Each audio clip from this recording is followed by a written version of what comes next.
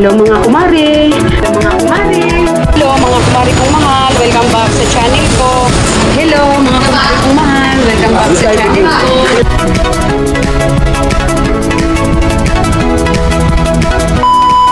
Hello mga kumare kong mahal! Welcome back sa channel ko! Today's video is magluto-lutuan na naman tayo mga kumare. Magluto tayo ng creamy sopas ala Jollibee. Ang i-twist ko lang sa amin may egg. Pakita ko sa iyo mga ingredients ko. Mga kumare, pasensyahan nyo na kung medyo haggard ang aura ni Kumaring Alma nyo. Hindi kasi I'm not feeling well. Merong karamdamang iniinda si Kumaring Alma nyo. Pero kailangan gumawa si Kumaring Alma nyo ng vlog para sumahod na tayo kay YouTube. Yun na mga kumare, pakita ko na sa inyo ang ating mga gagamitin. Ayan na mga kumare. Ito yung aking mga sahog. Meron akong repolyo, sibuyas, bawang, carrots, mantika, gatas, patis, asin, creamy, all-purpose cream. Tapos meron tayong pampalapot. Harina ang gamit ko kasi naubusan ako ng cornstarch.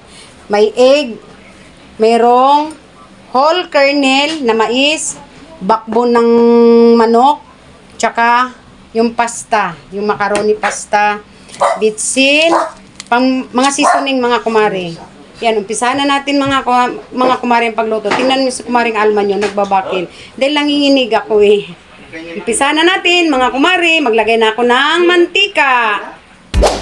Halina mga kumare, game na tayo, magluluto na tayo. Nilagay ko na pala yung mantika. Tapos, sunod ko na ang sibuyas, tsaka bawang. Tapos, imikos-mikos lang natin yan. Imikos-mikos lang natin yan mga kumare hanggang sa lalabas yung aromatic na amoy niya.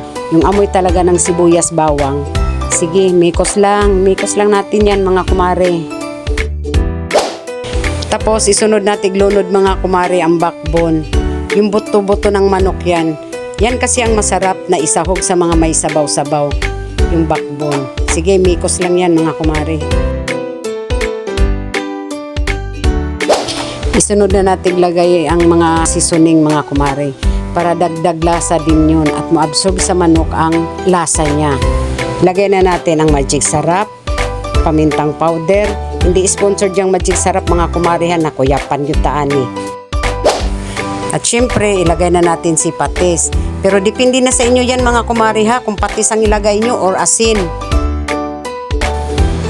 Imekos lang natin uli mga kumare, tapos tatakpan na natin.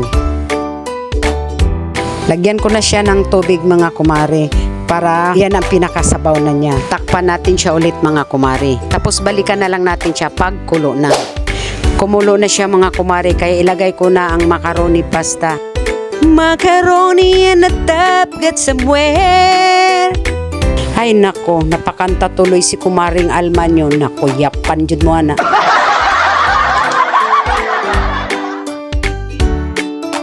Ilagay na natin mga kumare ang carrots. Pagkatapos ng carrots mga kumare, isunod na natin ang mais. Whole kernel yan ang gamit ko. Pero depende na sa inyo kung ang gagamitin nyo ay sariwang mais, kayo na lang ang magkudkod.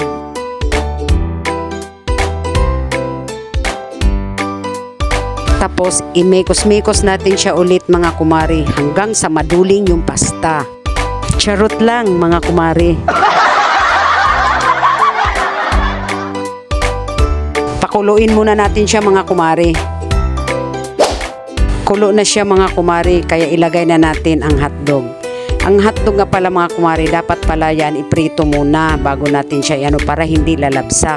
Kaso lang, tinamad na si Kumaring Alma nyo at gusto ko lang naman talagang humigop ng sabaw kasi nga hindi maganda ang pakiramdam ni Kumaring Alma nyo.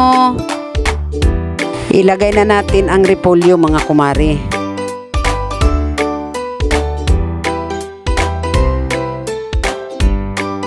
Pagkatapos ng repolyo mga kumare, sunod na natin ang gatas. Kahit anong brand ng gatas, basta kay IBAP.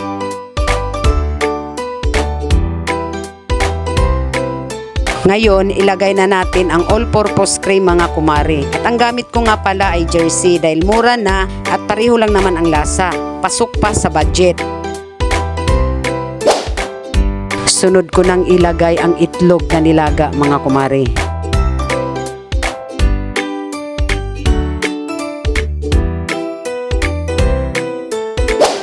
And last but not the least, mga kumare, ang harina, papalapot natin, na kuya panjud mo sa English ni kumaring Alma nyo.